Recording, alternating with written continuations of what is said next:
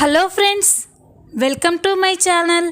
అంజలి గురించి నిజం తెలుసుకొని అంజలిని ఇంట్లో నుండి గెంటేస్తున్న శివశంకర్ చెంప పగలగొట్టి వార్నింగ్ ఇచ్చిన రాజారాం. అసలు ఏం జరగబోతుంది? శంకర్కి అంజలి గురించి నిజం ఎలా తెలిసింది? తెలుసుకోవాలి అంటే ఈ వీడియోని ఎక్కడా స్కిప్ చేయకుండా చివరి వరకు చూడండి. వీడియో అయితే చాలా ఇంట్రెస్టింగ్గా ఉండబోతుంది. తప్పకుండా చివరి వరకు చూడండి.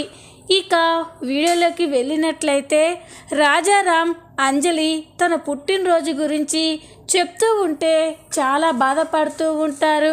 ఇక అంజలి అయితే, నా పుట్టినరోజు ఏదో నాకు తెలియదు తాతయ్య. నేను ఆశ్రమంకి చేరిన రోజే నా పుట్టినరోజు అయి ఉంటుంది. అయినా ఇలాంటి పుట్టినరోజులు చేసుకోవాలని నాకు ఏమీ సంతోషంగా లేదు. మా అమ్మ దృష్టిలో నేను చనిపోయిన రోజు అని అంజలి అంటూ ఉంటే రాజారాం చాలా ఎమోషనల్ అయిపోతాడు. అంజలి అక్కడి నుండి వెళ్ళిపోగానే ఇక రాజారాం అయితే చాలా బాధపడుతూ, తప్పు చేశానమ్మా, చాలా పెద్ద తప్పు చేశాను. మీ అమ్మకి నిన్ను దూరం చేసి మేము తప్పు చేశాము. నా కూతురు జీవితం బాగుండాలని నిన్ను అగాధంలోకి తోసేశాం అని ఇక రాజారాం అయితే చాలా బాధపడుతూ ఉంటాడు. ఇక మనసులో ఆలోచించి, లేదమ్మా, ఇంతకు ముందంటే నువ్వు ఆశ్రమంలో ఉన్నావు, మేమంతా నీ పక్కన లేము, కానీ ఇదంతా నీ కుటుంబం, నీకు మేమంతా ఉన్నాము. ఈసారి నీ పుట్టినరోజుని నీ జీవితంలో గుర్తుండిపోయేలా చేస్తాను. అది ఈ తాత నీకిస్తున్న కానుక అని రాజారాం అయితే మనసులో అనుకుంటూ ఉంటాడు. ఉదయం కాగానే ఇక రాజారాం అంజలిని తీసుకొని షాపింగ్కి వెళ్తాడు. ఇక అది చూసిన అంజలి, ఏంటి తాతగారు ఇక్కడికి తీసుకొచ్చారేంటి అని అనగానే, నీకోసమేనమ్మా, నీకు ఒక మంచి చీర తీసుకుందామని తీసుకొచ్చాను. వెళ్ళి నీకు నచ్చిన చీర తీసుకోమ్మా, ధర గురించి ఆలోచించకు అని చెప్పగానే, నాకెందుకు తాతయ్య అని అనగానే, ఎందుకు అని అలా అంటావేంటమ్మా, నీ పుట్టినరోజు వస్తుంది కదా అని అనగానే అంజలి షాక్ అయిపోతుంది. ఏంటి తాతయ్య, నా పుట్టినరోజా అని అంటూ ఉంటే, అదేనమ్మా, చెప్పావు కదా ఎల్లుండి నీ పుట్టినరోజని, అందుకే అని అంటూ ఉంటే ఇక అంజలి అయితే, తాతగారు ఎల్లుండి నా పుట్టినరోజని నేనెప్పుడు చెప్పాను అని అనగానే, ఏంటమ్మా అప్పుడే మర్చిపోయావా? రాత్రి నేను అడిగినప్పుడు నువ్వు ఆశ్రమంకి చేరిన రోజే నీ పుట్టినరోజు అని చెప్పావు కదా. నువ్వు ఆశ్రమంకి చేరిన రోజు కూడా ఎల్లుండే అని చెప్పావు, అప్పుడే మర్చిపోయావా? వెళ్ళమ్మా, వెళ్ళి నీకు నచ్చిన చీర తీసుకో అని అనగానే, వద్దు తాతగారు, నాకు ఇలాంటివి ఏవి వద్దు అని అనగానే, చూడమ్మా, ఇన్ని రోజులు నువ్వు అనాథగా ఉన్నావు, కానీ ఇప్పుడు నీకు మేమంతా ఉన్నాము. నువ్వు అనాథలా ఉండకూడదమ్మా, అందుకే నీ పుట్టినరోజుకి చీర తీసుకోవాలని ఇక్కడికి వచ్చాను. ఈ తాత మీద ఏమాత్రం గౌరవం ఉన్నా కాదనకుండా వెళ్ళి చీర తీసుకోమ్మా అని అనగానే ఇక అంజలి అయితే ఏమీ అనలేకపోతుంది. తాతగారిని ఇబ్బంది పెట్టలేక, సరే తాతగారు పదండి అని షాప్లోకి వెళ్తారు. ఇక అంజలి అయితే అక్కడున్న చీరలన్నీ కూడా చూస్తూ ఉంటుంది. అంజలి పదే పదే గ్రీన్ కలర్ శారీనే తీస్తూ ఉండడం చూసి రాజారాంకి ఆశ్చర్యంగా ఉంటుంది. ఇక అంజలితో, ఏంటమ్మా నీకు గ్రీన్ కలర్ అంటే అంత ఇష్టమా అని అంటూ ఉంటే, అవును తాతగారు, ఎందుకో తెలీదు, నాకు గ్రీన్ కలర్ అంటే చచ్చేంత ఇష్టం అని అనగానే ఇక రాజారాం మురిసిపోతూ, గీతకి కూడా గ్రీన్ కలర్ అంటేనే చాలా ఇష్టం, అంజలికి తల్లి పోలిక వచ్చినట్టుంది అని అనుకుంటూ ఉంటాడు. మరో పక్క మనీష్ అయితే ఉదయం నిద్ర లేవగానే చాలా టెన్షన్ పడుతూ ఉంటాడు.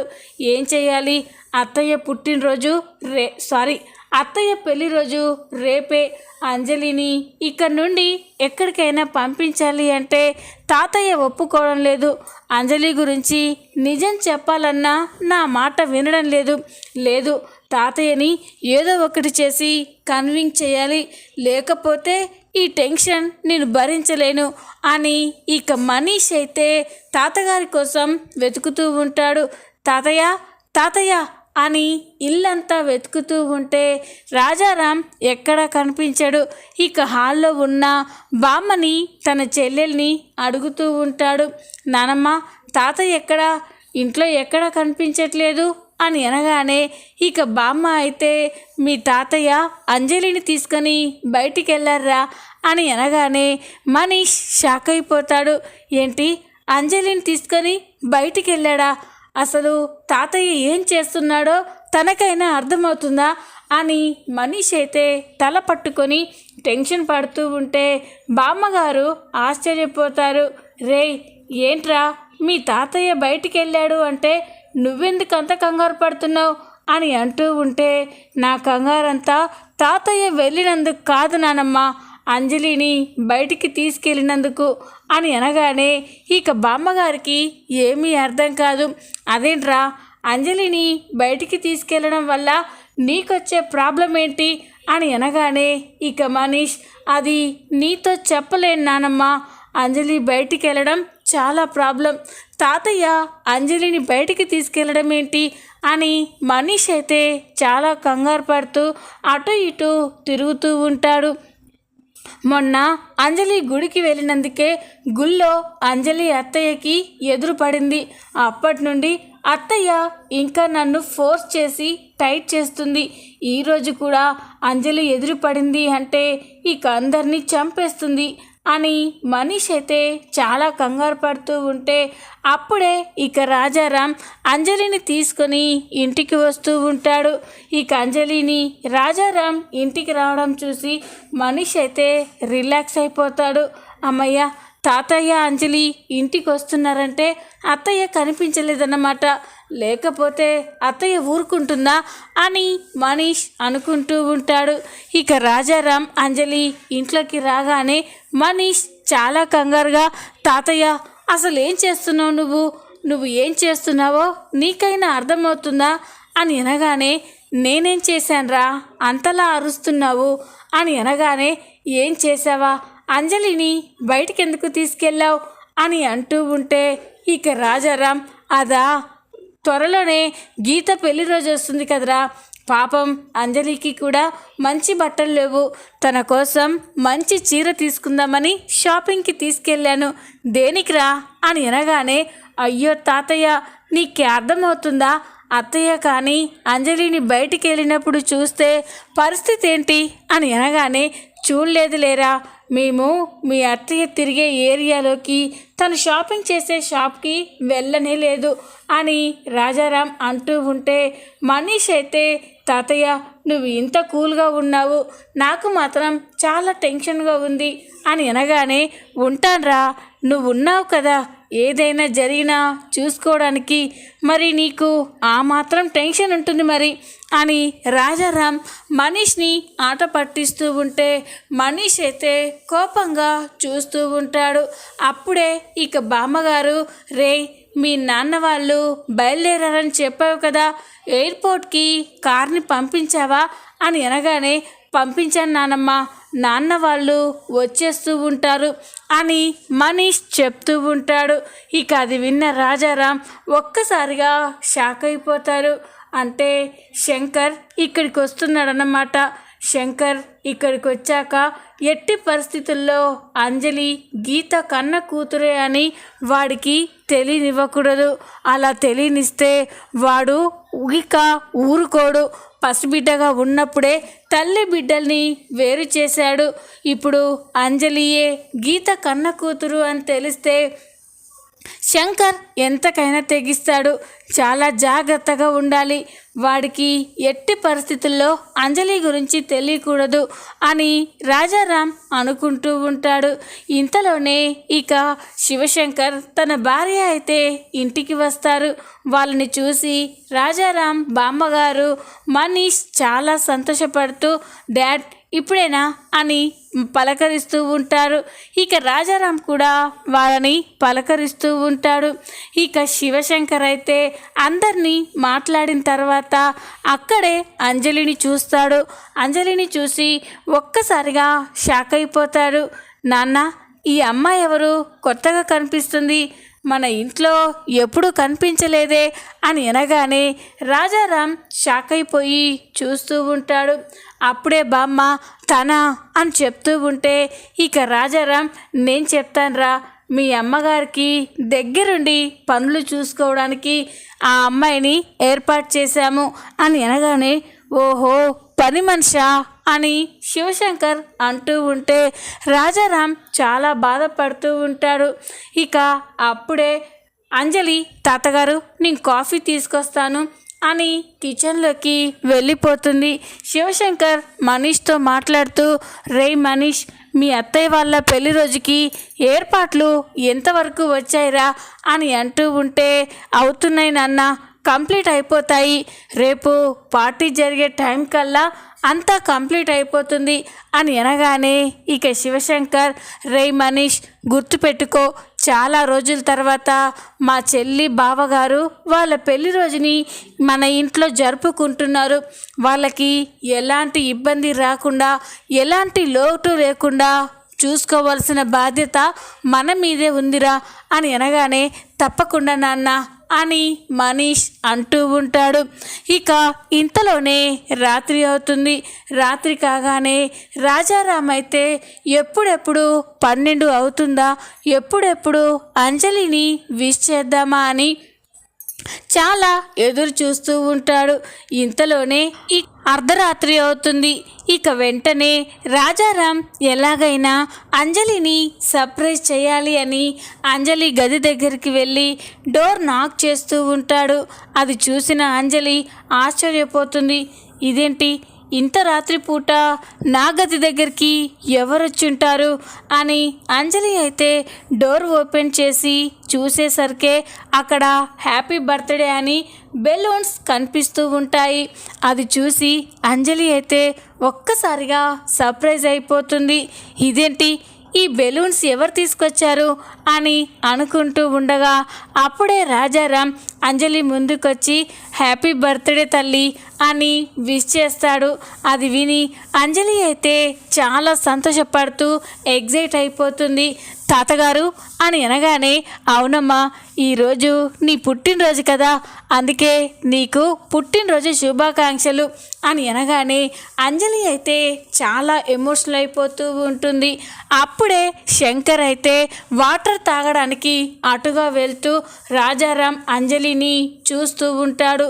అది చూసి శంకర్ ఒక్కసారిగా షాక్ అయిపోతాడు.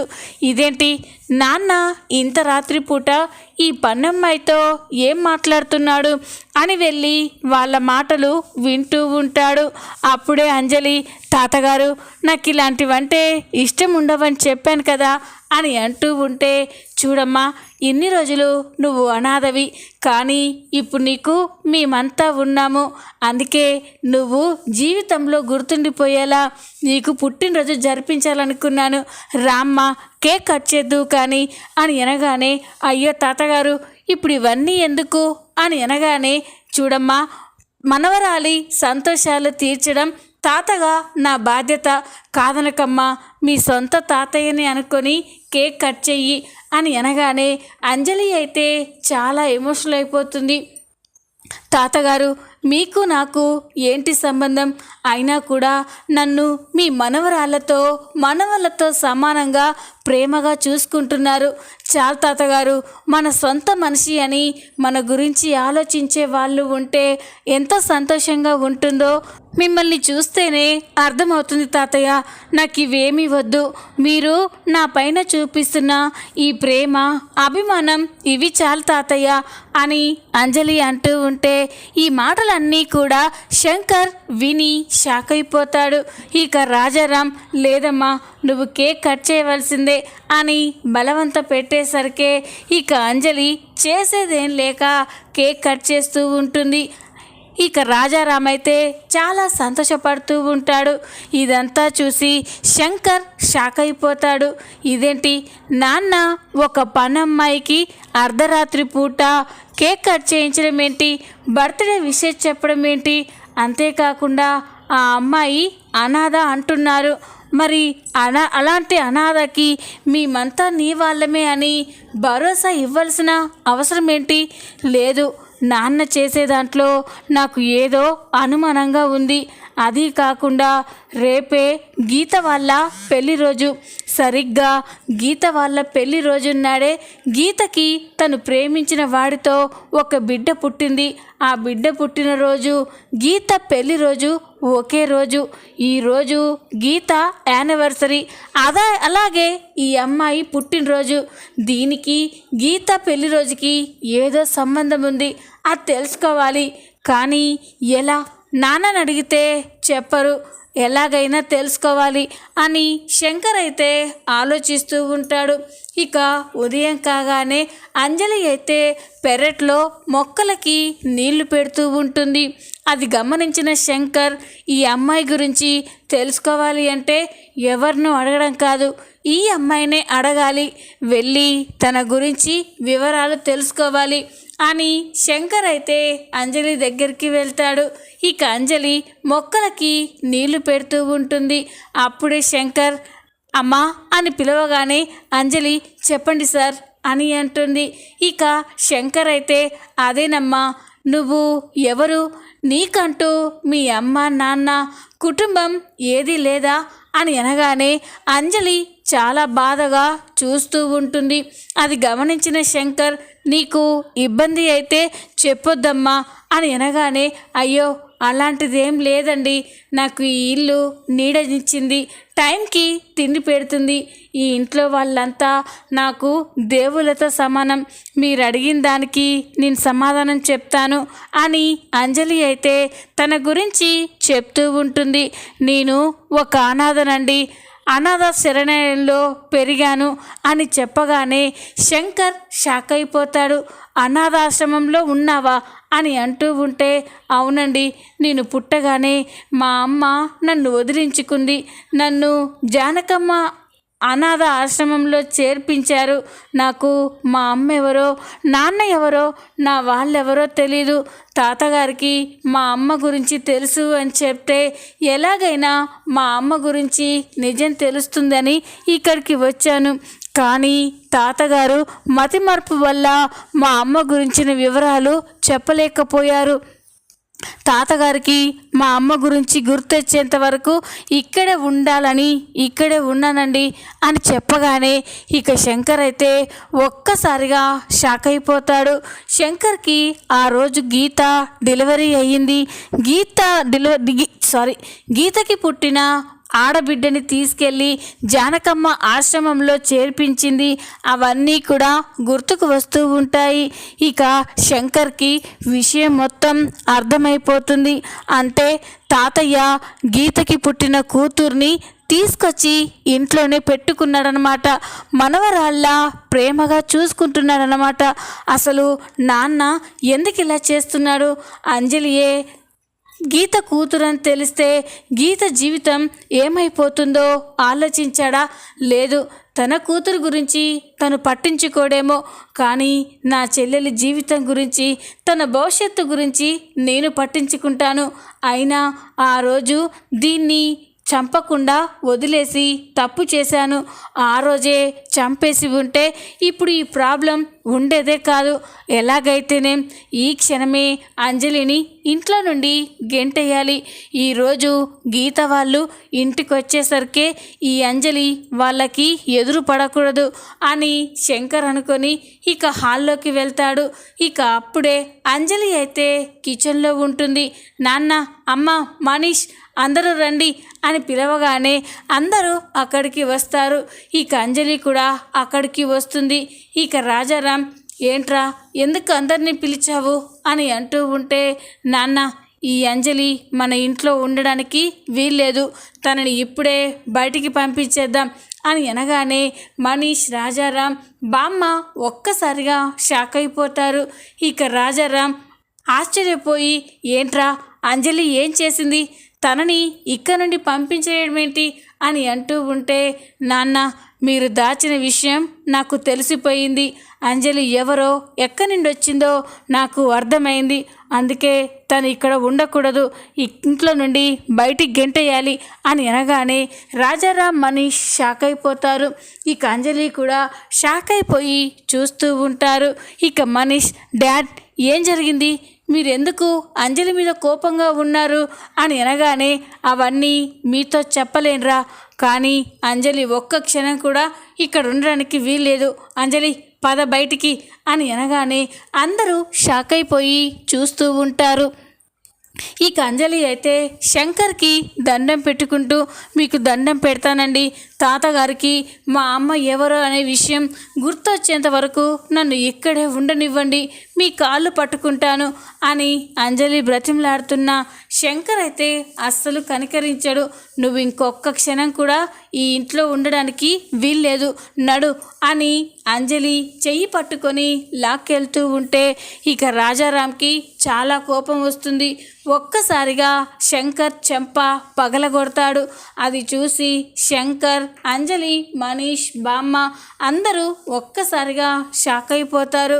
ఇక రాజారాం, ఇంకొకసారి నా మనవరాలిని ఇంట్లో నుండి బయటికి వెళ్ళమని చెప్తే ప్రాణాలు తీసేస్తాను అని అనగానే అందరూ షాక్ అయిపోతారు. చూడండి, అంజలి అనాథ కాదు, తనకి నేనున్నాను. మళ్ళీ మాట్లాడితే ఈ కుటుంబం అంతా తనతోనే ఉంటుంది. ఇంకొకసారి అంజలి గురించి తప్పుగా మాట్లాడినా, అంజలిని ఇంట్లో నుంచి పంపించేయాలని చూసినా నేను ఊరుకునే లేదు అని అనగానే ఇక అందరూ షాక్ అయిపోయి చూస్తూ ఉంటారు. చూద్దాం రాబోయే ఎపిసోడ్లో ఏం జరగబోతుందో. ఈ వీడియో మీకు నచ్చినట్లయితే లైక్ చేయండి, సబ్స్క్రైబ్ చేసుకోండి. Thanks for watching.